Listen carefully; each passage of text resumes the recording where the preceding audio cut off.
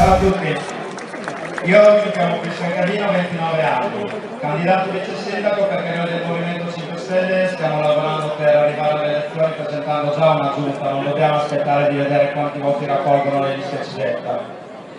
Quindi sarò candidato vice sindaco e a Medicina in particolare abbiamo un problema di spazi, i giovani non riescono a riunirsi, quei pochi gruppi che hanno avuto la possibilità sono in